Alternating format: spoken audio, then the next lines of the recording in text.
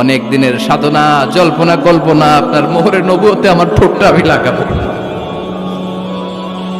আপনার মোহরে নবুয়তের মধ্যে আমার ঠোঁটটা লাগিয়ে আমার ঠোঁটটারে আমি জাহান্নাম থেকে পরিত্রাণ করাবো।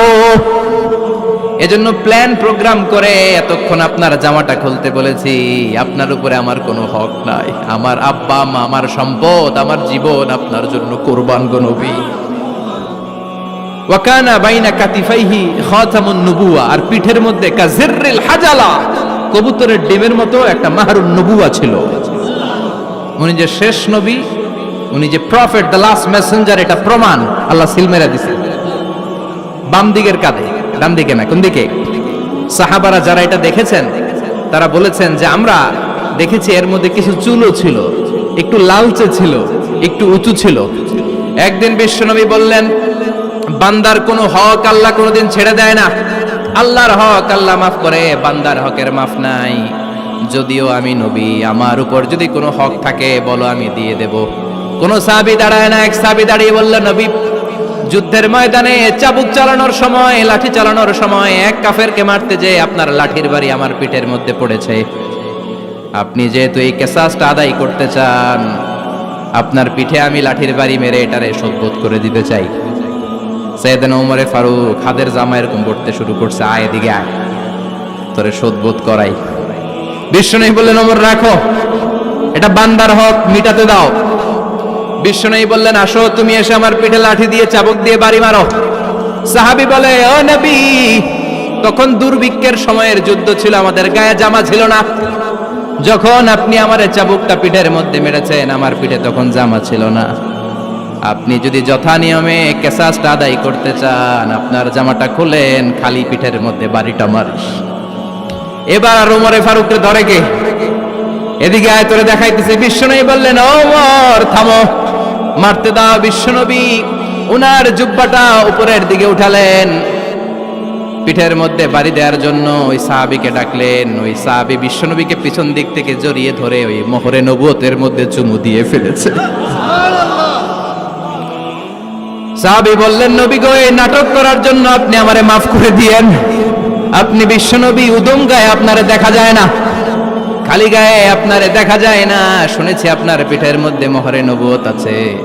অনেক দিনের সাধনা, জল্পনা কল্পনা, আপনার মোহরে নবুয়তে আমার ঠোঁটটা আমি লাগাবো। আপনার মোহরে নবুয়তের মধ্যে আমার ঠোঁটটা লাগিয়ে আমার ঠোঁটটারে আমি জাহান্নাম থেকে পরিত্রাণ করাবো।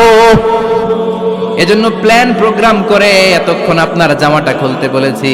আপনার উপরে আমার কোনো হক নাই। আমার আব্বা মা, আমার সম্পদ, আমার জীবন আপনার জন্য কোরবান গো নবী।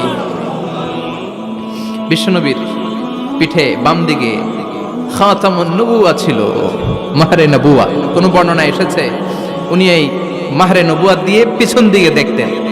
বিশ্বনবী যখন নামাজ পড়তেন উনি বলতেন, ইস্তাকিমু ওয়া'তাদিলু ইয়ারহামুকুমুল্লাহ, কাতার সোজা করো, ফাঁকা জায়গা বন্ধ করে দাও, কারণ আমি সামনে যেমনি দেখি পেছনেও তেমনি দেখি। অনেকে বলেন বিশ্বনবী পেছনে দেখতেন এই মাহরে নবুয়তের জায়গাটা দিয়ে। এটা ছিল বিশ্বনবীর behind CC camera, behind close circuit camera. আল্লাহু আকবার। বিশ্বনবী ছাড়া কোন নবীর পিঠে এরকম মাহরে নবুয়া ছিল নাকি? কথা বলেন। এজন্য ওই নবীরে গালি দিলে সহ্য হয়? কথা বলেন, সহ্য হয়? আবিয়াদুল ইবতাইন, বগল ছিল শুভ্র সাদা। আমাদের বগল কি সাদা? দুর্গন্ধ, কুৎসিত, কালো, তাই না? বিশ্বনবীরটা কালো? কথা কন, শুভ্র সাদা। আমরা দোয়া করি এভাবে। বিশ্বনবী মাঝে মাঝে দোয়া করতে করতে বৃষ্টির জন্য যখন দোয়া চাইতেন, আরাফার ময়দানে যখন দোয়া চাইতেন, দোয়া করতে করতে হাতটারে উপরের দিকে করতেন। সবাই এরকম হাত তোলেন, সবাই হাত তোলেন। বিশ্বনবী মাঝে মাঝে আবেগের চোটে এইখান থেকে হাতটা এই জায়গায় নিয়ে যেতেন। সুবহানাল্লাহ। বিশ্বনবী যখন হাত আবেগের চোটে উপরের দিকে উঠাতেন, বিশ্বনবীর বগল দেখা যেত। সাহাবারা বলতেন, হাত্তা ইউরা বায়াদু ইবতাইহি, এই সুযোগে আমরা দেখতাম ওনার বগলটা ধবধবে সাদা, কোনো দাগ ছিল না। মুস্তাওয়াল জাবিন, প্রশস্ত ললাট ছিল। আসাম্মুল আনফ, খাড়া নাক ছিল। বিষ্ণুবীর নাক কিন্তু বোচা ছিল না, এরকম চ্যাপটা নাকরে আপনারা কোম্পানিগঞ্জে কি বলেন? চাকমা কি নাক? হ্যাঁ, বুসা, নাক বুসা বা বোচা। বিশ্বনবীর নাক এই চাকমা স্টাইলে নাক ছিল না, খাড়া ছিল, খাড়া নাক ছিল। সুবহানাল্লাহ পড়ো। মুফাল্লিজুল আসনান, দাঁতগুলো ছিল পরিপাটি। বিশ্বনবীর দাঁতের দিকে তাকালে, বিশ্বনবীর হাসির দিকে তাকালে মনে হতো হাসিতে যেন মুক্তা ঝরে। বিশ্বনবী দেখতে কেমন ছিল আন্দাজ পাচ্ছেন না মোটামুটি? এই চমৎকার দেহটা নিয়ে যখন আয়নার সামনে দাঁড়াতেন, বিশ্বনবী জোস জোস পোজ দিতেন না। এখনকার ছেলেপেলেরা বলে আয়নার সামনে দাঁড়াইয়া দেই জোস জোস পোজ, আছে না নাই? বিশ্বনবী জোস জোস পোজ দিতেন না। বিশ্বনবী আয়নার সামনে দাঁড়িয়ে বলতেন, আল্লাহুম্মা হাসানতা খালকি ফাহসিন খুলুকি। ও আল্লাহ, আমার চেহারাটা যেমনি আপনি সুন্দর বানিয়েছেন, আমার হৃদয়টারেও সুন্দর করে দেন। What a attitude, what an attitude! কি অ্যাটিটিউড ছিল ওনার! আমরা আয়নার সামনে সেজে পড়ে দাঁড়ালে চুলকে সাইজ করি, পান করি, স্টাইল করে, ডিজাইন করি। বিশ্বনবী সুন্দর চেহারাটা নিয়ে যখন আয়নার সামনে দাঁড়াতেন, বলতেন, আল্লাহ, আমার চেহারাটা যেমনি সাদা, হৃদয়টারও সাদা করে দেন। কিছু মানুষ আছে চেহারা সাদা, হৃদয় কালো, আছে না নাই? কিছু মানুষ আছে চেহারাটা কুচকুচে কালো, অন্তরটা সাদা, এমন মানুষও আছে না নাই? বিশ্বনবীর ভেতরও সাদা, বাহিরও সাদা। সুবহানাল্লাহ। আর এই সুন্দর সাদা দেহ নিয়ে আয়নায় দাঁড়িয়ে পড়তেন, আল্লাহ, চেহারা যেমনি সুন্দর, চরিত্রটাও সুন্দর করে দেয়। এজন্য আয়নার সামনে দাঁড়িয়ে এই দোয়ার দরকার, আছে না নাই? পড়তে রাজি আছেন? মনে থাকবে না মাহফিল শেষ ভুলে যাবেন? মনে থাকবে? আয়নার সামনে আপনি যখন দাঁড়াবেন, আপনার স্ত্রী যখন দাঁড়াবে, আপনার বাচ্চারা যখন দাঁড়াবে, বলে দিবেন, বাবা, আয়নার সামনে দাঁড়ানোর দোয়া পড়ো। কত অসাধারণ দোয়া! পড়েন আওয়াজ করে আমার সাথে, আল্লাহুম্মা হাসানতা খালকি ফাহসিন খুলুকি। আল্লাহুম্মা হাসানতা খালকি ফাহসিন খুলুকি। এর মানে, আল্লাহ, আমার চেহারাটা করেছো সুন্দর, আমার আচরণ, আমার চরিত্রটাও সুন্দর করে দাও। চিৎকার করে পড়ে না আমিন। তাহলে বিশ্বনবীর ব্যাপারে তিনটা কথা আমরা শুনবো বলেছিলাম, প্রথমটা শুনে ফেলেছি। মানে উনি দেখতে কেমন ছিল, উনি দেখতে কেমন ছিল, এর মধ্যে আমাদের আমলের কিছু নাই, শুধু বর্ণনা করা আর শোনা আর বিশ্বনবীকে ভালোবাসা, ঠিক কিনা? কারণ উনার না খাড়া, আমার তো খাড়া নাও হইতে পারে। উনি সুন্দর, আমি তো শ্যামলা হইতে পারি, কারণ এটা আল্লাহর দেয়া পরীক্ষা, ঠিক কিনা? দ্বিতীয় পয়েন্ট থেকে আমাদের আমল শুরু। দ্বিতীয় পয়েন্ট ছিল বিশ্বনবীর আচরণগত বৈশিষ্ট্য। আমার নবীর বিহেভিয়ার কেমন ছিল, কন্ডাক্ট সিস্টেম কেমন ছিল, ম্যানার কেমন ছিল, মানুষের সাথে কমিউনিকেশনটা কেমন ছিল, ব্যবহারিক জীবনটা কেমন ছিল, এগুলো আমল করার দরকার, আছে না নাই? কষ্ট হচ্ছে? কষ্ট হচ্ছে? মনোযোগ আছে তো? মনোযোগ আছে না গেছে? আমরা এবার শুনবো বিশ্বনবীর আচরণ কেমন ছিল। বিশ্বনবী যখন রাস্তা দিয়ে হাঁটতেন, ইয়ামশি হাউনান, বিনয়ের সাথে হাঁটতেন। ইয়ামশি হাউনান, রহমানের বান্দারাও বিনয়ের সাথে রাস্তা দিয়ে হাঁটে, ঠিক কিনা? ওয়াইবাদুর রহমানিল্লাযীনা ইয়ামশুনা আলাল আরদি হাওনাও ওয়া ইযা খাতাবাহুমুল জাহিলুনা ক্বালু সালামা। রহমানের বান্দারা যখন রাস্তা দিয়ে হাঁটে, বিনয়ের সাথে হাঁটে, তারা অহংকার প্রদর্শন করে না, মানুষের সাথে বিনয়ের সাথে রাস্তা দিয়ে হাঁটে। এজন্য রাস্তা দিয়ে যখন হাঁটবো, বিনয়ের সাথে হাঁটবো। রাজি আছেন তো? নাকি অহংকার প্রদর্শন করে হাঁটবেন? বিশেষ করে যুবকেরা, 3-4 জন যুবক একসাথে হলে রাস্তায় ওদের আর কারো হুঁশ জ্ঞান থাকে না, পুরো দুনিয়াটাই মনে হয় দুনিয়াটাই আমার, আছে না নাই? না, মুরব্বীকেও সম্মান করবা, মহিলাদেরকে সম্মান করবা, তোমার জায়গায় তুমি হাঁটবা, ভদ্রভাবে হাঁটবা। ভদ্রভাবে হাঁটার দরকার, আছে না নাই? উনি মুরব্বী, একদিন উনিও তোমার মতো যুবক ছিল, ঠিক কিনা? এই যে আমার কালো দাড়ি, আজীবন কালো থাকবে? কথা বলেন। উনার সাদা দাড়ি, ছোটবেলায় মনে সাদা দাড়ি নিয়ে আসছিল না? হ্যাঁ, উনিও একদিন তাগড়া যুবক ছিল, উনিও কোম্পানিগঞ্জ বাজারে দাঁড়ালে লোকজন তাকিয়ে থাকতো, ঠিক কিনা? তার মানে রং ধরা যৌবন জং ধরে শেষ। যৌবন সব সময় থাকে না, সার্টেন একটা পিরিয়ডের জন্য আল্লাহ দিয়েছে।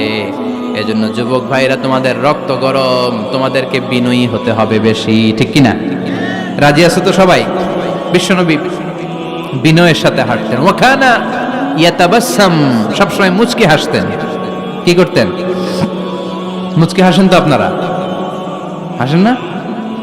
মুচকি হাসবেন, কারণ মুচকি হাসতে পয়সা লাগে না। লাগে? মুচকি হাসি দেন তো একটা। এই যে সবার এখন মুচকি হাসি, পয়সা লাগছে? কথা কর। তাবাসসুমুকা ফি ওয়াজহি আখিকা সাদাকা, you would smile to your brother, it's a charity. তুমি তোমার ভাইয়ের দিকে তাকিয়ে যে মুচকি হাসবে, এত সদকা দেওয়ার সওয়াব হয়ে যাবে। বিশ্বনবী সব সময় মুচকি হাসতেন। হাসি তিন ধরনের, তাবাসসুম, দিহক, কাহকাহা। কাহকাহা মানে অট্টহাসি, আলিফ লাইলার দত্তরা যেমন হাসি দেয় ওই হাসি। এটা নামাজের মধ্যে কেউ দিলে নামাজও শেষ, ওযুও। আর দেহেক, হালকা আওয়াজে হাসি, সামান্য দাঁত দেখা যায় মাঝে মাঝে বিশ্বনবী মজা করে এরকম হাসি দিতেন, কিন্তু সব সময় বিশ্বনবীর ঠোঁটের মধ্যে মুচকি হাসি লেগেই থাকতো। তাহলে আমরা বিনয়ের সাথে হাঁটবো, নাম্বার 1। নাম্বার 2, সব সময় মুচকি হাসবো। রাজি আছেন? ঘরে যেই স্ত্রীকে একটা মুচকি হাসি দিবেন, আজকে রাতেই দিবেন, যেই একটা মুচকি হাসি। রাজি আছেন? হ্যাঁ? ভালোবাসা বাড়াই দিবে কে? কথা কয় না। ভালোবাসার কথা আসলে আওয়াজ কমে যায়। ভালোবাসার কথাও কোরআনে আছে না নাই? আল্লাহু আকবার। আল্লাহ দাম্পত্য জীবনের ভালোবাসা তুমি বাড়িয়ে দাও। ইদাল তাফাতা ইলতাফাতা জামিআন। এই দুই একজন ওঠা বসা করতেছে কেন? ওঠা বসা করা যাবে না, বসেন। আর অল্প কয়েক মিনিট কথা বলবো। এখানে তো অনেক বিশৃঙ্খল, আমি তো বলতেছি না কিছু, অনেক বিশৃঙ্খল হয়ে গেছে মাহফিলটা। ওঠা বসা করা যাবে না, বসেন। 2-4 মিনিট কথা বলে আমরা একসাথে বিদায় নিব। কারণ এই মাহফিলগুলোর একটা সৌন্দর্য আছে, আপনি ওঠা বসা করলে সৌন্দর্যটা নষ্ট হয়। আপনি কি মনে করছেন শুধু এই মিডিয়া কর্মীরাই ভিডিও করে, ফেরেশতাদের ভিডিও নাই? ওয়া কুল্লা শাইইন আহসাইনাহু ফি ইমামিম মুবিন। ফেরেশতাদের ভিডিও ক্যামেরার নাম ইমামুম মুবিন। সুবহানাল্লাহ পড়েন। এই ইমামুল মুবিন নামক ক্যামকর্ডার, এটা দিয়ে তারা রেকর্ড করে নিয়ে যায়। এজন্য ওঠা বসা করলে এটা সুন্দর লাগবে। কথা বলেন। আর উঠবেন কেউ? আর কয়েক মিনিট কথা বলবো, আমরা কেউ উঠবো না ইনশাআল্লাহ। পড়েন। ইদাল তাফাতা ইলতাফাতা জামিআন। বিশ্বনবীর যদি ডানে বায়ে কোথাও তাকানোর দরকার হতো, উনি আর চোখে তাকাতেন না। অনেকে এইভাবে বসে আছে, ডানে এমনে তাকায়, এমনে আছে না নাই? এইভাবে এমনে তাকায়, আছে না নাই? এভাবে তাকানো যাবে না। বিশ্বনবী ডানে তাকানোর দরকার হলে ইলতাফাতা জামিআন, অ্যাবাউট টার্ন, ঘুরে যেতেন, ঘুরে এইভাবে তাকাতেন। আবার বায়ে তাকানোর দরকার হলে বুকটা নিয়ে, শরীরটা নিয়ে ঘুরে যেতেন, এইভাবে তাকাতেন। সুবহানাল্লাহ পড়বেন না? আর চোখে তাকানো কি ভালো স্বভাব? বিশ্বনবী ইদাল তাফাতা ইলতাফাতা জামিআন, যেদিকে তাকাবেন ওদিকে ফুল্লি মনোনিবেশ করতেন, তারপরে তাকাতেন। সুবহানাল্লাহ পড়েন। ওয়া কানা মুস্তাহিয়ান, লাজুক ছিলেন, বেশ লাজুক। এখন সমাজে লাজুকতা নাই, লাজ শরম আমরা হারাতে বসেছি, ঠিক কি না? বিশ্বনবী আসাদ্দু হায়াআন মিনাল আদরা ফি খিদরিহা, যেই মেয়েদের বিয়ে হয় নাই, এমন ভার্জিন নারী, কুমারী নারী যারা পর্দার ভেতরে অনেক লাজুক হয়ে বসে থাকে, বিশ্বনবী পর্দার আড়ালে ওই কুমারী নারীদের চাইতেও বেশি লাজুক ছিলেন। এত লাজুক ছিলেন, এত লাজুক ছিলেন, লজ্জা পেলে চেহারাটা বিশ্বনবী লাল হয়ে যেত। ছোট্টবেলায় হালিমাতুস সাদিয়ার বাড়িতে যখন দুধ খেতে গিয়েছিলেন, বিশ্বনবীর দুধমা হালিমাতুস সাদিয়া বলে, এই কুরাইশি মুহাম্মদ ছেলেটাকে কখনো কাঁদতে দেখি নাই। ক্ষুধা লাগলেও কাঁদে না, ব্যথা পেলেও কাঁদে না, শুধু লজ্জাস্থানের জায়গা থেকে কাপড়টা একটু সরে গেলে ছোট্ট মুহাম্মদ চিৎকার দিয়ে ওঠে। কি বুঝে সে? ক্ষুধা লাগলেও কাঁদতো না, ব্যথা পেলেও কাঁদতো না, লজ্জাস্থানের জায়গা থেকে কাপড় সরে গেলে বিশ্বনবী চিৎকার দিয়ে উঠতেন। সুবহানাল্লাহ পড়েন। এজন্য লজ্জা শরমের দরকার আছে না নাই? ইযা লাম তাস্তাহি ফাসনা মা শিতা। যদি লজ্জা শরম না থাকে, যা মন চাই তাই করতে পারো। এটা আমাদের বাংলাদেশে ব্যাপক। লাজ শরম কিচ্ছু নাই, যে যেটার যোগ্য না সে সেইটা করতে যায়, ঠিক কি না? এই যে হিরো আলমের মনোনয়ন নিয়ে টানাটানি, কোনো লজ্জা শরম আছে? আমার যোগ্যতা থাকতে হবে না? আমাকে রাজনীতি জানতে হবে না? আমাকে যদি আজকে বলে মিজানুর রহমান আজহারী আপনি অনেক কোয়ালিফাইড লোক, আপনি কালকেই দেশের প্রধানমন্ত্রী, আমি ওই জায়গায় বেহুশ। কারণ আমার নাই কোনো রাজনৈতিক জ্ঞান, নাই কোনো ডিপ্লোম্যাটিক জ্ঞান, নাই কোনো কূটনৈতিক জ্ঞান, এই কাজ আমার নয়। এজন্য লাজুকতার বড় দরকার। যেখানে যার বসা দরকার সে সেখানে যাবে। কিয়ামতের আগে যেই লোক যেই চেয়ারে বসার দরকার ওই লোক ওই চেয়ারে বসবে না, এটা হলো কিয়ামতের আলামত। জোরে কোন ঠিক কিনা? সভাপতি হওয়ার যোগ্যতা নাই, সভাপতি হয়, আছে না নাই? সেক্রেটারি হওয়ার যোগ্যতা নাই, সেক্রেটারি হয়, এরকম সমাজে আছে না নাই? নেতা হওয়ার যোগ্যতা নাই, নেতা হয়, আছে না নাই? সবগুলো কিয়ামতের আলামত। আমার বিশ্বনবী এমন লাজুক ছিলেন, বিশ্বনবীর মতো এমন লাজুক নবী আর কেউ ছিল নাকি? কথা বলেন। ওয়াকানা আসহাবুল মাইমানা, বিশ্বনবী ডানপন্থী ছিলেন। কি পন্থী? কি পন্থী? মুষ্টিবদ্ধ ডান হাতটাকে এরকম উপরের দিকে করেন আর চিৎকার করে বলেন, বিশ্বনবী কোন পন্থী ছিল? আমরা কোন পন্থী? জান্নাতে কারা ঢুকবে? কোন বামপন্থীর স্থান জান্নাতের ভেতরে হবে? চিৎকার করে বলেন, কোন নাস্তিক জান্নাতে ঢুকতে পারবে? এজন্য নবীদের মতো ডানপন্থী হতে হবে। যেরকম ঠিক কিনা?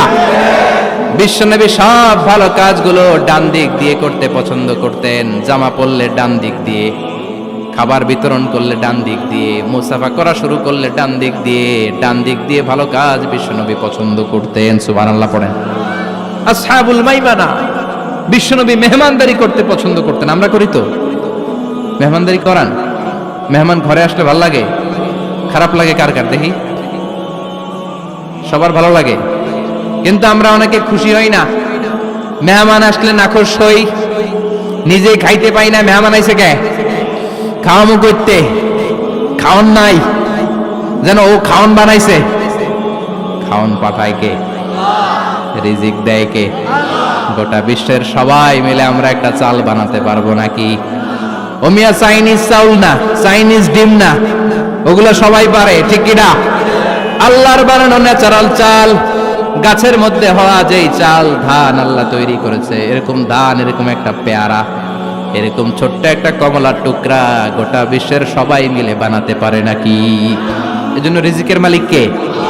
মেহমান আপনার রিজিকে ভাগ বসাতে আসে না, সে তো তার রিজিক নিয়ে আসে, সে আরো এসে আপনার রিজিকে বরকত ঢুকিয়ে দিয়ে যায়। চিল্লা এখন ঠিক কিনা? কারণ আমরা বরকতে বিশ্বাসী। বরকত বিশ্বাস করেন? 5 লাখ টাকা মাসে কামায়, ডাইন হাতে বা হাতে, আছে না নাই? হালাল হারাম ইচ্ছা মতো কামায়, মাস শেষে কিচ্ছু থাকে না, এরকম ডাকাইত আছে না নাই? হসপিটালের একটা বিল পরিশোধ করতে 3 লাখ চলে যায়, ঋণের বোঝায় জর্জরিত, রাতে ঘুম নাই, তার মানে বরকত নাই। আরেকজনের বেতন 20,000, কয় হাজার? বাড়ি ভাড়া 6,000, বাজার খরচ 6,000, ছেলে মেয়ের স্কুলের বেতন 6,000, বেড়ায় দান করে আরো 1,000, আরো থাকে। সুবহানাল্লাহ পড়েন। দিস ইজ কল্ড বারাকা। 20,000-এর বেতনের ভেতরে বারাকা ছিল। 5 লক্ষ ইনকাম, 1 টাকাও নাই, ঠিক কিনা? এজন্য কোটি টাকার মালিক দেখলে মনে করবেন না অনেক সুখ। এই দুনিয়ার জীবনটা ধোঁকা, মোহাচ্ছন্ন হয়ে আছি আমরা। এটা ধোঁকা, এটা মরিচিকা, এটা চাকচিক্যময় একটা জায়গা। মৃত্যুর পর মনে হবে একটা দুঃস্বপ্ন ঘটেছিল আমার। বিশাল এক জগৎ পড়ে আছে সামনে। দুনিয়াটাই ধোঁকা, দুনিয়াটাই মোহের জায়গা। আমরা সবাই মোহাচ্ছন্ন হয়ে আছি। দুনিয়ার উদাহরণ হলো 3টা লাশ আর 4টা স্বর্ণের টুকরার সমান। 3 জন যুবক কাজের জন্য বেরিয়েছে, পথিমধ্যে 4টা স্বর্ণের টুকরা পেয়েছে। যুবক কয়টা? স্বর্ণ পাইছে কয়টা? মহা খুশি, খুশিতে বাকবাকুম, 4টা স্বর্ণের বড় বড় টুকরা পেয়েছে। আমরা আজীবন খেলে বসে খেয়ে যেতে পারবো, কিচ্ছু লাগবে না আমাদের। 3 বন্ধু বলে ভাগ করি, আরেকজন বলে ক্ষুধা লাগছে। একজন যা বাজার থেকে রুটি কিনে নিয়ে আয়, খাওয়ার পরে ভাগ করবো। একজন রুটি কিনতে গেল, শয়তান 2টারে বুঝায়, ওইটারে মারতে পারলে ভাগ বটোয়ারা সহজ হবে। তোরা 2 জন স্বর্ণ 4টা, তুই নিবি 2টা, ও নিবে 2টা। হিসাব সহজ না? 2 বন্ধু প্ল্যান করছে, ওইটারে মাইরা তুই 2টা, আমি 2টা। যেটা রুটি আনতে গেছে প্ল্যান করেছে রুটির মধ্যে বিষ মিশায় নেই, কি মিশাবো? বিষ। তাহলে বিষ খাওয়া রুটি খেয়ে ওই 2টা সে সব পাবে, আমি পাবো। ভাগাভাগির কিছু নাই, সব যাবে আমার কাছে। 4টা স্বর্ণের টুকরার মালিক আমি। রুটির মধ্যে বিষ মেখে নিয়ে এসেছে। ওই 2 বন্ধু প্ল্যান অনুযায়ী ওইটারে ধরে মেরে ফেলছে। এবার মহা খুশি। এক বন্ধু কয়, এবার তো ভাগ বটর আর কিছু নাই, তুই 2টা, আমি 2টা, আগে খাইয়া লইস। আগে খাওয়ার পরে এই 2টাও নাই। 3টা লাশ, 4টা স্বর্ণের টুকরা, এটাই তো দুনিয়ার জীবন, ঠিক কিনা? আসল জীবন কবর থেকে শুরু হবে, কোন ঠিক কিনা? একদিন মাটির ভেতরে হবে ঘরে মন আমার, কেন বাঁধো দালান ঘরে মন আমার, কেন বাঁধো দালান ঘর, ঠিক কিনা? দুনিয়ার জীবন আসল জীবন না, এটা মরিচিকা, এটা ধোঁকা, এটা মোহ, এটা শয়তানের চাকচিক্য। আসল জীবন কবরের জীবন, আসল জীবন সামনে পড়ে আছে, জন্য বরকতে বিশ্বাস করি আমরা, ঠিক কিনা? ল্যান্ড ক্রুজার দাপিয়ে বেড়ায়, বড় বড় টাওয়ারের মালিক, অনেক সম্পদের মালিক, এটা দেখেই মনে করবেন না অনেক সুখে আছে, ঘরে যেয়ে দেখেন কোনো সুখ নাই, ঠিক কিনা? সাধারণত টাকা যার বেশি দুঃখ তার বেশি, টাকা যার কম সুখ তার বেশি। সুবহানাল্লাহ পড়েন। আল কানাআতু মিনাল ইসলাম। এজন্য আমার শ্রমিক ভাইয়েরা, আপনাদের এক পা জান্নাতে এমনিই ঢুকে আছে। নামাজ পড়বেন, মা বাবার খেদমত করবেন, ইসলামের নিয়মগুলো মানবেন, দ্বিতীয় পাটাও জান্নাতে ঢুকায় দিবে কে? আর যারা কোটি কোটি টাকার পাহাড় বানিয়েছে, ওদের হিসাবের ফিরিস্তি অনেক বড়। বিশাল বাড়ির মালিক, ল্যান্ড ক্রুজার চালায়, সাবরোলেট চালায়, পোরশে, ফারারে, ল্যাম্বরগিনি চালায়, আছে না নাই? ঘরে সুখ নাই, রাতে ঘুম নাই, টেনশন আর টেনশন, 4টা ট্যাবলেট খেয়ে আধা ঘন্টা ঘুমাতে পারে না, এরকম ধনী আছে না নাই? সব ধনীরা আবার এক পাল্লায় মাইপেন না। হালাল পন্থায় মাথার ঘাম পায়ে ফেলে যেই ধনী ব্যবসায়ীরা বড় লোক হয়েছে, ওদের ঘরে ঠিকই শান্তি আছে। তার মানে টাকা যার বেশি, অসুখ তার বেশি, কিচ্ছু খেতে পারে না। দেখবেন ধনীদের খাবারের ডায়েটে থাকে ভেজিটেবলস আইটেম, ঠিক কিনা? এমনি হজম হয় না, আবার ডাক্তারের কাছে গেলে বলে কিচ্ছু খাবেন না, খালি ঘাস খাবেন। কি খাবেন? মানে ভেজিটেবল খাবেন, সবজি খাবেন তো সুস্থ থাকবেন, আছে না নাই? ঘুম নাই, শান্তি নাই। এই যে কোম্পানিগঞ্জ বাজারের যারা কুলি মজুর শ্রমিক, এদের ঘুমে ঝামেলা আছে, কথা বলেন। ধনী পয়সাওয়ালা কোটিপতি, সে ঘুমের ট্যাবলেট খায়, ঘুমের জন্য যে ট্যাবলেট লাগে রিকশাওয়ালা ওইটাই জানে না, ঠিক কিনা? 1000 কোটি টাকার মালিক হলে বাড়ি কিনা যায়, গাড়ি কিনা যায়, সুখ কিনা যায় না। কোম্পানিগঞ্জ বাজারে সুখ বিক্রি হয় এমন দোকান আছে নাকি? কথা কন, একটাও নাই। কি করলেন আপনারা? সুখের দোকান দিতে পারলেন না? কি আজীব তামাশা! টাকা দিয়ে সুখ কিনা যায় না, গাড়ি কিনা যায়, বাড়ি কিনা যায়, কিন্তু সুখ নো ওয়ে, কেনা যায় না। টাকা হলে জাজিম কিনা যায়, বালিশ কিনা যায়, ঘুম কিনা যায় না। ঘুম কিনা যায়? ফার্মেসিতে ডাক্তারের কাছে যে যদি বলেন 2000 টাকার ঘুম দেন, দিবে? ডাক্তার কি বলবে? দূর মিয়া, আমারই ঘুম আসে না, তোমারে আমি ঘুম বিক্রি করুন, আছে না নাই? শ্রমিক ভাই, রিকশাওয়ালাদের ঘুমের ঝামেলা নাই, যেখানে রাই তো ওইখানেই, যেখানে রাই তো ওইখানেই কাই। ওর মাথা লাগতে দেরি বিছানায়, নাক ডাকতে দেরি হয়, ওর নাকের ডাকের আওয়াজে ট্রাকের ইঞ্জিনও ফেল, ঠিক কিনা? এজন্য আমরা বরকতে বিশ্বাসী। অল্প খাবো, অল্প পড়বো, অল্প জমাবো, অল্পের ভেতর বরকত দিয়েছে কে? এজন্য মেহমান আসলে বিশ্বনবী খুশি হতেন, আমরাও মেহমান আসলে খুশি হব। রাজি আছি না নাই? সবাই রাজি? মেহমানদারি করাবেন তো? এরপরে বিশ্বনবী ইনসাফ করতেন। কি করতেন? ইনসাফ করতেন। বিচার করার সময় বিশ্বনবী ইনসাফ করতেন। গোটা বিশ্বকে ইনসাফ শিখিয়েছেন বিশ্বনবী। আমাদের দেশেও তো ইনসাফ হয় না? হাইকোর্টে, সুপ্রিম কোর্টে, গ্রাম্য সালিশে আছে, আছে। আহা, আহকামুল হাকিমিনের দরবারে সবগুলো বিচার আবার বসবে। চিল্লায় বলেন ঠিক কিনা? অমিয়া দুনিয়াতে বিচারপতি বিচারের রায় দেয়, ওই বিচারপতিরও বিচার আছে না নাই? সবচেয়ে বড় বিচারপতির নাম কি? বিশ্বনবী ইনসাফ করে গোটা বিশ্বকে দেখিয়ে গেলেন কেমন করে বিচার করতে হয়। বিশ্বনবীর কাছে কখনো বিচার আসলে বিশ্বনবী দুই পক্ষের কথা শুনে রায় দিতেন। পড়েন সুবহানাল্লাহ। সব সময় দুই পক্ষের কথা শুনে রায়। এখন কি দুই পক্ষকে সমান প্রিভিলেজ দেয়া হয়? কথা বলেন। কারণ কোরআন দিয়ে বিচার হয় না। কোরআন দিয়ে বিচার হোক আমরা চাই কি চাই না? আমার সংসদ ভবনের ভেতরে কোরআনের আইন দিয়ে সংসদ ভবন কায়েম হোক আমরা চাই কি চাই না? সেনাবাহিনীর ভেতরে দরবার হলগুলোতে যখন আলোচনা বসে কোরআন মাঝখানে থাকবে, চিল্লায় বলেন ঠিক কিনা? দেশের সবগুলো ক্যান্টনমেন্টের ভেতরে কোরআন থাকার দরকার আছে না নাই? সবগুলো আদালতের ভেতরে কোরআন থাকার দরকার আছে না নাই? কোরআনের আইন অনুযায়ী আমার দেশের সব নিয়ম কানুন চলবে, আমরা চাই কি চাই না? এই কোরআনের আইনের বিরুদ্ধে যদি কোনো আইন পাশ করা হয়, আমরা ওই আইনের বিরুদ্ধে চিৎকার করে বলেন ঠিক কিনা? আমরা এই কোরআনের জন্য সব বাজি রাখতে রাজি আছি, আমরা জীবন বাজি রাখতে রাজি আছি, আমরা দেহের তাজা রক্ত বিলিয়ে দিতে রাজি আছি, জোরে বলেন ঠিক কিনা? কোরআনের জন্য কে কে ময়দানে থাকতে রাজি আছেন? হাত উঁচু করে আল্লাহর দেখা।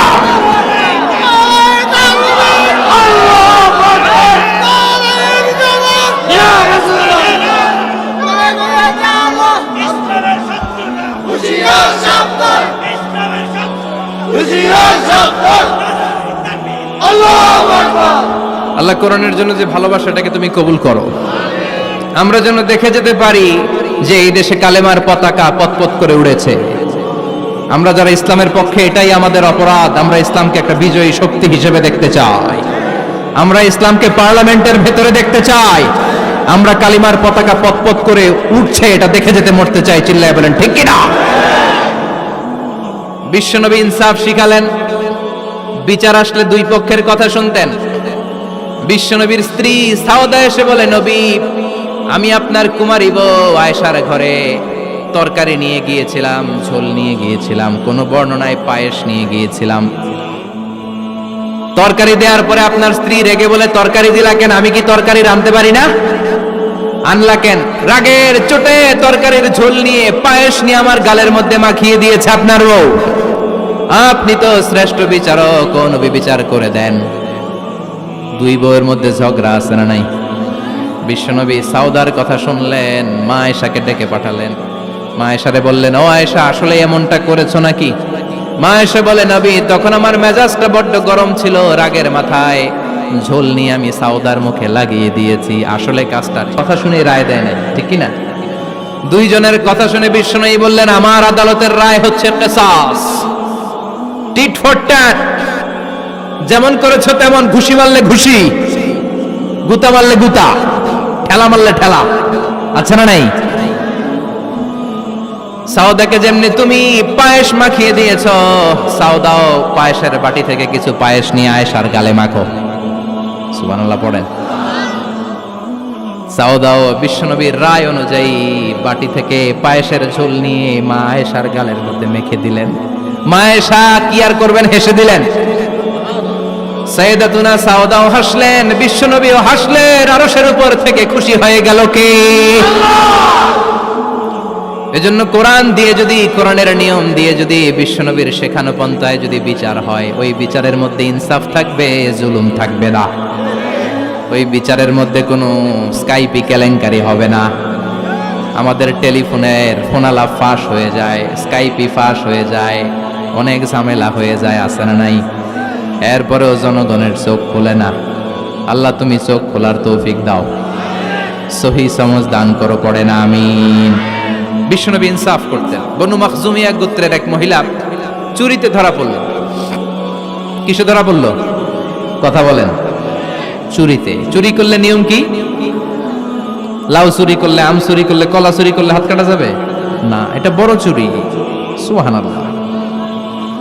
ওমরে ফারুক বলেছেন, দুর্ভিক্ষের বছর কেউ যদি চুরি করে তার হাত কেটে দেয়া যাবে না, কারণ এটা অভাবের চুরি, এটা স্বভাবের চুরি না, ঠিক কিনা?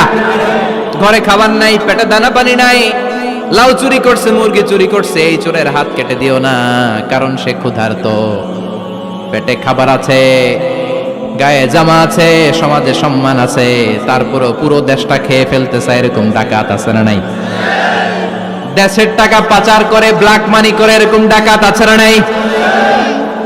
ঘুষ খেতে খেতে পেটটা এরকম হাতির মতো মোটা করেছে, এরকম ডাকাত আছে না নাই? দেশের সবকিছু লুণ্ঠন করে, এরকম আছে না নাই? এই ডাকাতদের হাত কাটার মধ্য দিয়ে হাত কাটার প্রোগ্রাম শুরু করতে হবে। এরকম একটা ডাকাতের হাত কেটে যদি দেশের গভর্নমেন্ট বাইতুল মোকাররমে জুমার নামাজের সামনে লাইভ সম্প্রচার করে, সারা বাংলাদেশের 18 কোটি মানুষ যদি দেখে, আর কেউ চুরি করবে? চুরি করার আগে 3 বার লাভ দিবে, যেরকম ঠিক কিনা? বনু মখজুমিয়া গোত্রের এক নারী চুরিতে ধরা পড়ল। ভেরি প্রেস্টিজিয়াস এন্ড ডিগনিফাইড ফ্যামিলির মেয়ে। এলাকায় সম্ভ্রান্ত কিছু ফ্যামিলি থাকে না, এরকম বড় ফ্যামিলির মেয়ে। সব সাহাবারা বলল, এখন যদি নবী হাত কেটে দেয় মদিনাতে তো বাড়াবাড়ি হবে। ওসামা বিন যায়েদকে বলল, ওসামা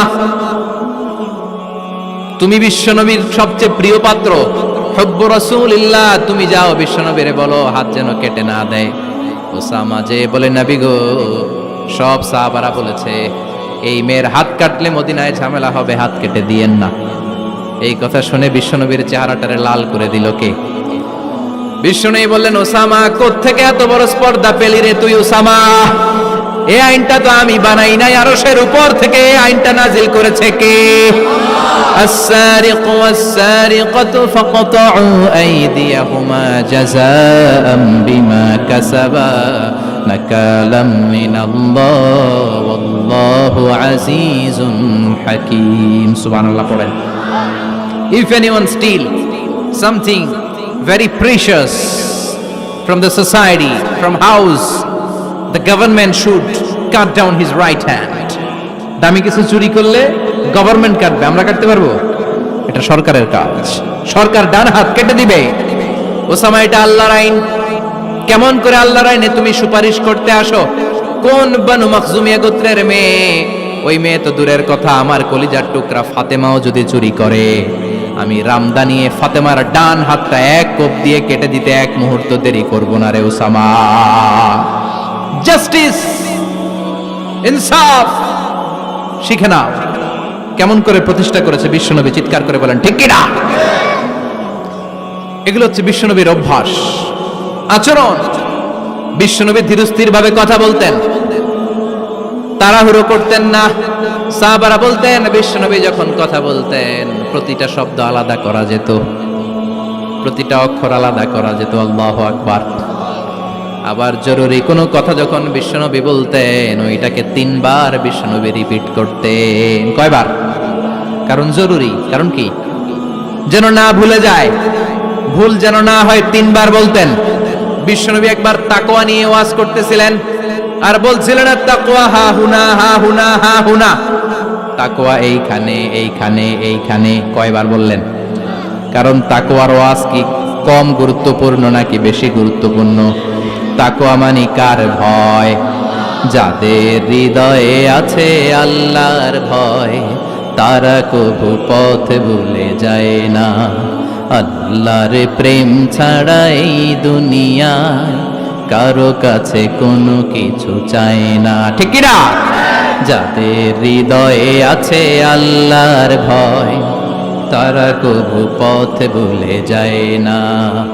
আল্লাহর প্রেম ছাড়া এই দুনিয়ায় কারো কাছে কোনো কিছু চায় না। রাতের আধারে যারা সেজদাতে রয়, দু চোখের শ্রুতে নদী যেন বয়। রাতের আধারে যারা সেজদাতে রয়, দু চোখের শ্রুতে নদী যেন বয়। ছলনার হাতছানি যতই ডাকুক, ছলনার হাতছানি যতই ডাকুক, পেছনে ফিরেও সে তাকায় না। যাদের হৃদয়ে আছে আল্লাহর ভয়, তারা কবু পথ ভুলে যায় না। আল্লাহর প্রেম ছাড়া এই দুনিয়া কারো কাছে কোনো কিছু চায় না। চিৎকার করে বলেন ঠিক কি না? তাকওয়ার ওয়াজ করলেন, তাকওয়া মানে আল্লাহর ভয়। বিশ্বনবী বললেন, তাকওয়া হা হুনা, তাকওয়া হা হুনা, তাকওয়া হা হুনা। তাকওয়া এই জায়গায়, তাকওয়া এই জায়গায়, তাকওয়া এই জায়গায়। যেহেতু এটা গুরুত্বপূর্ণ, বিশ্বনবী 3 বার ইঙ্গিত করে বলেছেন। সুবহানাল্লাহ। বিশ্বনবী বলেন না তাকওয়া হা হুনা, তাকওয়া এইটা। বলেন না তাকওয়া হা হুনা, তাকওয়া এইটা। বলেন না তাকওয়া হা হুনা, তাকওয়া এইটা। জুব্বায় তাকওয়া, দাড়িতে তাকওয়া, টুপিতে তাকওয়া বলে নাই। তাকওয়ার আসল জায়গা হলো হৃদয়। এজন্য যাদের হৃদয়ে আল্লাহর ভয় আছে, তারা কোনোদিন পথ হারাতে পারে। তাদেরকে সিরাতুল মুস্তাকিমের উপর দায়েম রাখে কে? কি সুন্দর অভ্যাস ছিল বিশ্বনবীর, মানার দরকার আছে না নাই? বিশ্বনবীর আরেকটা অভ্যাস ছিল, বাসি খাবার খেতেন না, জানেন? বাসি খেতেন না, অল্প খেতেন, কিন্তু যেটা খেতেন ভালোটা খেতেন। অল্প খেতেন কিন্তু যেটা খেতেন ভালো খেতেন। মধু খেতে পছন্দ করতেন, কিন্তু মধুর মধ্যে দুর্গন্ধওয়ালা একটা মধু আছে না, মাগাফির, বুখারীতে লম্বা ঘটনা, ওইদিকে যাব না। এই মাগাফিরের মধু উনি খেতে চাইতেন না। ভালো সুগন্ধিওয়ালা মধু তিনি বিশ্বনবী খেতে পছন্দ করতেন। বিশ্বনবীর খাবারের তালিকায় সবচেয়ে পছন্দনীয় তালিকায় ছিল এই মধু। মধু খেতেন, দুধ খেতেন, খেজুর খেতেন, জব খেতেন, বার্লি খেতেন, ছাগলের বাজুর মাংস খেতে পছন্দ করতেন, সিনার মাংস। সুবহানাল্লাহ কইবেন না? What a choice! কি চয়েস ছিল বিশ্বনবী! বাজুর মাংস খেতেন। বিশ্বনবী লাউ খেতে পছন্দ করতেন, লাউ। রুম্মান ফল খেতে পছন্দ করতেন, রুম্মান মানে ডালিম। রুম্মান মানে কি? ডালিম খেতে পছন্দ করতেন। মাশরুম খেতে পছন্দ করতেন। সুবহানাল্লাহ পড়েন। মাশরুমের স্যুপ পাওয়া যায় না রেস্টুরেন্টে? বিশ্বনবী বলতেন, আল কামআতু মিনাল মান্নি ওয়া মাউহা শিফাউন লিল আইন। এই কামআহ মানে মাশরুম, ব্যাঙের ছাতা, এটা হলো মান্না সালোয়ার মতো দামি খাবার। আর এই মাশরুমের স্যুপ চোখের জন্য মহৌষধ। যাদের রাতকানা দিনকানা আছে, মাশরুমের স্যুপ খান, চোখ ভালো করে দিবে কে? এজন্য বিশ্বনবী যেগুলো খেত এগুলো খাওয়ার দরকার আছে না নাই? বিশ্বনবীর যে সুন্দর চরিত্র ছিল, আচরণ ছিল, এগুলো পালনের দরকার আছে না নাই? তাহলে বিশ্বনবীর তিনটা কথা বলবো বলেছিলাম। প্রথম কথা ছিল দেখতে কেমন ছিল। অনেক কথা এত বলা যাবে না, সংক্ষেপে বললাম যে বিশ্বনবীর আচরণ কেমন ছিল। এখন শুনবো, শেষ কথা বলে যাই, বিশ্বনবীর ইন্টেলেকচুয়াল পাওয়ার কেমন ছিল, ওনার বুদ্ধিমত্তা কেমন ছিল। Our beloved prophet Muhammad, the last messenger, was a very good mediator. বিশ্বনবী ভালো মিডিয়েটর ছিলেন। বিশ্বনবী ভালো মধ্যস্থতাকারী ছিলেন। ঝগড়া লাগলে মিলাই দিতে পারতেন চমৎকার। সুবহানাল্লাহ বাড়িতে দেয়া। জিমায় পড়ছেন? কষ্ট হচ্ছে? আর কয়েক মিনিট পড়বো, একটা তাকবীর দেন, লিল্লাহি তাকবীর। He was a very good mediator. মধ্যস্থতাকারী ব্যক্তিত্ব ছিলেন। স্বামী স্ত্রীর মধ্যে ঝগড়া লাগলে মিলাইয়া দিতেন, বন্ধু বন্ধু ঝগড়া মিলাইয়া দিতেন, সমাজে সমাজে মারামারি মিলাইয়া দিতেন। মক্কা থেকে মদিনায় যখন গেলেন, মদিনায় 120 বছরের একটা যুদ্ধ চলছিল, কেউ যুদ্ধটা থামাতে পারে না। বিশ্বনবী 7 দিনের ব্যবধানে যুদ্ধ থামিয়ে দিলে। Intellectual capacity, very good mediator. এজন্য বিশ্বনবীর উম্মত যারা, তাদের অভ্যাস হবে ঝগড়া লাগায় দেওয়া যাবে না, মিলায় দিতে হবে, ঠিক কিনা? আমরা যদি ঝগড়া দেখি দূর থেকে আরো লাগায় দিতে চাই, আছে না নাই? কোম্পানিগঞ্জ বাজারে ঝগড়া, কয় লাগুক আরো লাগুক, ধরবি না, থামাবি না, দূর থেকে মজা দেখি, মজাই লাগে, এরকম ডাকাইতে আছে না নাই? আগুন লাগলে পানি দিয়ে নেবায়, অনেকে তেল ঢালে, আছে না নাই? কি করবেন? মিলিয়ে দিবেন। আপনার মর্যাদা বাড়িয়ে দিবে কে? বিশ্বনবী ভেরি গুড মিডিয়েটর ছিলেন। বিশ্বনবী লজিক্যাল এবং রেশনাল ছিলেন, বুদ্ধিমত্তাকে কাজে লাগাতেন। এক সাহাবী এসে বলে, নবী ইযান লি বিজিনা, আমার জিনার অনুমতি দেন। কিসের অনুমতি? কার কাছে অনুমতি চাইলো? অন্যান্য সাহাবারা এই যুবক ছেলেটাকে ধমকাতে লাগলো, বসো, এই মিয়া বসো, বিশ্বনবীর কাছে কি কথা বলে এগুলা? ওই যুবক বসে রইল। বিশ্বনবী কাজ সারলেন, এরপর বললেন, আইনাস শাবাব, ওই যুবকটা কোথায়, এদিকে আসো, কি চাইছো বলো। কয়, বিশ্বনবী আপনি আমারে জিনা করার অনুমতি দেন। বিশ্বনবী যুবকটারে কাছে ডেকে আনলেন, বললেন, ও যুবক, তোমার ঘরে বোন আছে কিনা? কয়, আছে। তোমার বোনের সাথে কোনো পুরুষ জিনা করুক, তোমার কেমন লাগবে? সে বলে, আমি এই পুরুষটারে হত্যা করব। হত্যা করবা? ওকে, ডান। তোমার ঘরে মা আছে কিনা? আছে। তোমার মায়ের সাথে পর পুরুষ জিনা করবে, কেমন লাগবে? কয়, আমি সাইজ করবো ওরে। তোমার ঘরে স্ত্রী আছে কিনা? আছে। তোমার স্ত্রীর সাথে যদি কেউ জিনা করে কেমন লাগবে? বলে, আমি তারে ছাড়বো না। বিশ্বনবী বললেন, তাহলে যেই মহিলার সাথে তুমি জিনা করবা, সেও তো কারো বোন, সেও তো কারো স্ত্রী, সেও তো কারো মা, ঠিক কিনা? সুবহানাল্লাহ, হোয়াট অ্যান ইন্টেলেকচুয়াল ক্যাপাসিটি। যুবক বলে, তাই তো, এভাবে তো ভাবি নাই। আমি যার সাথে পাপ কর্ম করব, সেও তো কারো বোন হবে, সেও তো কারো মা হবে, সেও তো কারো স্ত্রী হবে। ও নবী আপনি আমারে মাফ করে দেন, আমার জন্য দোয়া করে দেন যেন তাকওয়ার উপর জীবন প্রতিষ্ঠা করতে পারি। লজিক্যালি জিনিসকে সলভ করার চেষ্টা করতেন। মুআয ইবনে জাবালকে বিশ্বনবী সাল্লাল্লাহু আলাইহি ওয়াসাল্লাম ইমাম বানিয়ে পাঠালেন। উনি ইমামতি করতে গেলেন এক মসজিদে। মাগরিবের সালাতে উনি লম্বা কেরাত ধরলেন। এশার নামাজ শুরু করলেন সূরা বাকারা দিয়ে, কোরআনের সবচেয়ে ছোট সূরা। হ্যাঁ, বড়? কত বড়?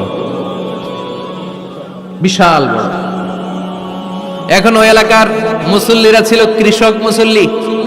এক কৃষক মুসল্লি সাহাবী নামাজের পেছনে দাঁড়ালেন, দেখলেন বাকারা দিয়ে দৌড়ছে, কেরাত শেষ হয় না, আর দাঁড়িয়ে থাকতে পারে না, পায়ে ব্যথা করে, পিঠে ব্যথা করে। কিছুক্ষণ পর রেগে মেগে নামাজ ছেড়ে দিয়ে বারান্দায় নামাজ পড়ে বিশ্বনবীর কাছে বিচার দিতে গেলেন। যে বললেন নবী এমন ইমাম পাঠাইছেন এশা পরে বাকারা দিয়া। বিশ্বনবীকে সর্বনাশ, মুআয তো ভেজাল লাগাই ফেলতেছে। ডেকে পাঠালেন, সহিহ বুখারীর বর্ণনা। বিশ্বনবী বললেন, মুআয হোয়াট আর ইউ ডুইং দেয়ার? কি করছো তুমি সেখানে? আফাতানুন আনতা ইয়া মুআয? ও মুআয, তুমি কি ফিতনা বাজাও নাকি? তুমি কি ফিতনা ছড়াচ্ছ নাকি? খেটে খাওয়া মানুষ, কৃষক মানুষ, মাঝারি সাইজের কত সুন্দর সূরা আছে, ওয়াদ-দুহা ওয়াল-লাইলি ইযা সাজা, আল কারিআতু মাল কারিআ, সানানাই, আলহাকুমুত তাকাসুর, সানানাই। এগুলো দিয়ে না পড়ে বড় বড় সূরাতুল্লাহ কেন্দ্রে মুআয, আফাতানুন আনতা ইয়া মুআয, তোমারে কি আমি অ্যাপয়েন্টমেন্ট দিছি তুমি ফিতনা বাজাবা? খবরদার মুআয, ইয়াসসিরু ওয়ালা তুআসসিরু, ইসলামকে মানুষের কাছে সহজ করে উপস্থাপন করবা। বাশশিরু ওয়ালা তুনাফিরু, ইসলামকে এমন ভাবে উপস্থাপন করবা না যে তোমার কথা শুনে মানুষ দিন থেকে ভেগে ভেগে যায়। তাহলে এই দায়ভার ইসলামের নয়, এই দায়ভার বর্তাবে তোমার কাঁধের উপর। চিৎকার করে বলেন ঠিক কিনা? আমাদের মধ্যে অনেকে ইসলামকে অনেক কঠিন করে ফেলে, মানুষকে আশার বাণী শোনায় না। কই এমনে না বললে আপনার বাদ, আপনি বেদাত করছেন, আপনি শিরক করছেন, আপনার কিচ্ছু হবে না। যারে বলে কিচ্ছু হবে না, সে বলে আমার যেহেতু কিচ্ছু হবে না, তোর কথা শোনার আমার দরকার নাই। যে আমারে আশার বাণী শোনায় আমি তার কাছে যাই, ঠিক কি না? এজন্য সহিহ ইসলাম আপনি প্রচার করবেন, but your approach should be very flexible. 70 বছর যেটা চালু আছে আপনি একদিনই উঠিয়ে দিতে পারবেন? It's not a logical approach. বিশ্বনবীর অ্যাপ্রোচ, বিশ্বনবীর রেশনাল ক্যাপাসিটি এমনটা ছিল না। সহজভাবে বুঝাবেন। আদ-দীনু ইউসরুন লা উসরা ফি, দিনটা হলো সহজ, দিনের মধ্যে কাঠিন্যতা নাই। সুবহানাল্লাহ, কি ক্যাপাসিটি! আমি যেমনি আপনাদেরকে নিয়ে বসে ওয়াজ করতেছি, বিশ্বনবী ওয়াজ করতেন, তবে সংক্ষিপ্ত ওয়াজ। আমরা আধা ঘন্টা করে যদি রাখতে চাই, হুজুর আরো আধা ঘন্টা করেন। তো আরো আধ ঘন্টা করে যদি শেষ করতে চাই, হুজুর আর 10 মিনিট করেন। হুজুর ওয়াজ অনেক টেস্ট লাগে, হুজুর নামাজ টেস্ট লাগে না। আচ্ছা না নাই? ওয়াজ ভাল লাগে, নামাজ ভাল লাগে না, কিন্তু বিশ্বনবীর ওয়াজ ছিল সংক্ষিপ্ত। আর বিশ্বনবী বলতেন, one of the minor sign before the day of judgment, your lecture will be longer, your সালাত উইল বি শর্টার। কিয়ামতের আগে তোমাদের লেকচার, ইসলামী লেকচার লম্বা হবে, নামাজ হয়ে যাবে সংক্ষিপ্ত। এই আলামত সমাজে আছে না নাই? বিশ্বনবী সংক্ষিপ্ত কথা বলতেন, আর ওনার বুদ্ধিবৃত্তিক ক্যাপাসিটি কাজে লাগিয়ে তিনি বুঝাতেন। হাত দিয়ে ইঙ্গিত করতেন, আঙ্গুলের বিভিন্ন ব্যবহার সমাজে আছে না নাই? এরকম করলে এটার লাইক বলে না, এরকম করলে বলে ডিসলাইক। আবার ক্রিকেটে এরকম করলে কয় ছক্কা, আবার একটা উড়াইলে কয় তুই যা। একটা মানে কি? আবার বিজয় দেখায় কেমনে? কথা কন, ভিক্টরি। আছে না নাই? বিশ্বনবীও এটাকে মডার্ন টিচিং মেথোডোলজি বলে। আধুনিক শিক্ষা পদ্ধতিতে এখন দেখবেন যে আগে ব্ল্যাক বোর্ডে লিখতো, এখন হোয়াইট বোর্ডে লিখে মার্কার দিয়ে। আগে বই থেকে বুঝাতো, এখন ভিজুয়ালাইজ করে, ভিডিও দেখিয়ে শেখানো হয়, ঠিক কি না?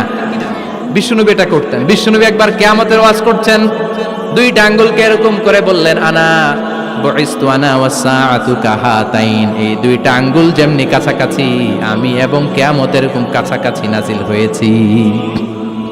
আমি এবং কিয়ামত এরকম কাছাকাছি। বুইসতু আনা ওয়াস সাআতু কাহাতাইন। আবার বলতেন, আনা ওয়া কাফিলুল ইয়াতীমি কাহাতাইন, আমি এবং ইয়াতীমের রক্ষণাবেক্ষণকারী এই দুইজন জান্নাতের এরকম কাছাকাছি থাকবো। কোন সুবহানাল্লাহ। এরকম আঙ্গুল দিয়ে বিশ্বনবী বুঝাতে চাইতেন। আবার মাটির মধ্যে খেজুর গাছের ডালা দিয়ে লম্বা একটা দাগ টানলেন, ডানে বায়ে অনেকগুলো দাগ টানলেন। সাহাবারা বললেন এটা কি? বিশ্বনবী বললেন এই যে দাগটা দেখলা, এই দাগটার নাম হলো সিরাতুল মুস্তাকিম। চিল্লায় বলেন এই দাগটার নাম কি? সিরাতাল মুস্তাকিম। আর ডানে বায়ে ছোট ছোট যে দাগগুলো দিলাম এগুলো হলো সুবুলুশ শয়তান, শয়তানের রাস্তা। সিরাতুল মুস্তাকিমে উঠলে শয়তানের রাস্তা থেকে অনেক হাতছানি আছে না নেই? ডানে বায়ে তাকানো যাবে না। সিরাতুল মুস্তাকিমে যে তুমি উঠেছো, চলতে থাকে বা চলা শুরু হলো দুনিয়াতে, শেষ হয়ে যাবে জান্নাতে। বিশ্বনবী মাঝে মাঝে বোঝানোর জন্য প্রশ্ন করতেন, কারণ প্রশ্ন ছুড়ে দিলে মানুষের মধ্যে জানার আগ্রহ বাড়ে না কমে? কথা বলেন। আমি যদি একটা প্রশ্ন করি আর বললাম উত্তর দেন, কেউ পারতেছেন, একটু ঠেকা ঠেকা ভাব, ঠেকে যাচ্ছেন, তখন হুট করে উত্তরটা বললে এটার জীবনে ভুলবেন না, ভুলবেন? কারণ ওই যে ঠেকছেন, শিখছো কোথায়? ঠেকছি যেথায়, ঠিক কি না? বিশ্বনবী প্রশ্ন করতেন। বিশ্বনবীর এই প্রশ্নটা বলে শেষ করছি। বিশ্বনবী সাহাবাদের মাঝখানে ওয়াজ করতেছেন আর বলতেছেন, ইন্না মিনা শাজারি শাজারা লা ইয়াসকুতু ওয়ারাকুহা মাসালুহু কামাসালিল মুসলিম। বললেন আমাদের এই ভূখণ্ডে এমন একটা গাছ আছে, যেই গাছের পাতা ঝরে না, এই গাছের দৃষ্টান্ত মুমিনের দৃষ্টান্তের মতো। বলো তো গাছটা কি? কে জানো? কেউ কথা কয় না। কি গাছ? কি গাছ? কেউ কথা কয় না, কেউ বলতে পারে না। কেউ বলে শাজারাতুল বাওয়াদি, ওই ক্যাকটাস গাছ, পাহাড়ি গাছ, ওই গাছ, সেই গাছ, কেউ বলতে পারে না। বিশ্বনবী বললেন কেউ পারো নাই? সঠিকটা শুনে নাও, ইন্নাহা নাখলা, এটা খেজুর গাছ। সুবহানাল্লাহ পড়েন। সাহাবীরা ভাবছে এটা তো ঘরের পাশে আছে, এটা মনে কয় নাই।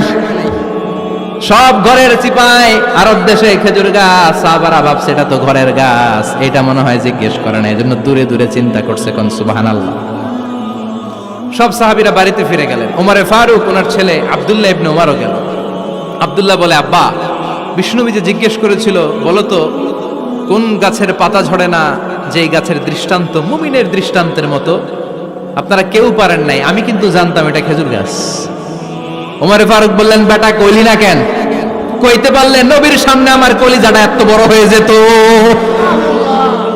আমার কলিজার টুকরা ছেলে পেড়েছে, কেউ পারে নাই। আব্দুল্লাহ বলে, বাপ চাচা আপনারা কেউ পারেন না, আমি কই কেমনে? শরম লাগছে, শরম। সুবহানাল্লাহ কইবেন না? QA session, questioning answering session করে বিশ্বনবী সাহাবাদেরকে শিখাতে চাইতেন। এজন্য এ নবী এমন নবী যে নবীর পুরো জীবনের প্রতিটি ইঞ্চি ইঞ্চি জায়গাতে আমাদের জন্য শিক্ষা আছে না নাই? এই শিক্ষাগুলো গ্রহণ করতে রাজি আছেন তো? যা শুনলাম আমল করতে রাজি আছেন তো? বিশ্বনবীর জীবনী গ্রন্থ বেশি বেশি স্টাডি করতে রাজি আছেন ইনশাআল্লাহ? 2-4 জন কইছে খালি। সবাই রাজি আছেন তো ইনশাআল্লাহ? যাদের ঘরে বিশ্বনবীর কোনো জীবনী নাই, বাংলা অনেক জীবনী গ্রন্থ পাওয়া যায়। কোম্পানিগঞ্জের ইসলামী যে লাইব্রেরিগুলো আছে সেখান থেকে বিশ্বনবীর জীবনী গ্রন্থ কালেক্ট করে পড়বেন। বিশ্বনবীর জীবনী হচ্ছে আমাদের জন্য মডেল, ঠিক কি না?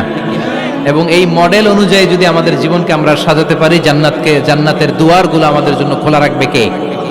আল্লাহ আমাদের সবাইকে কথাগুলো বুঝার ও আমল করার তৌফিক দান করুক। আমরা পড়ি আমিন।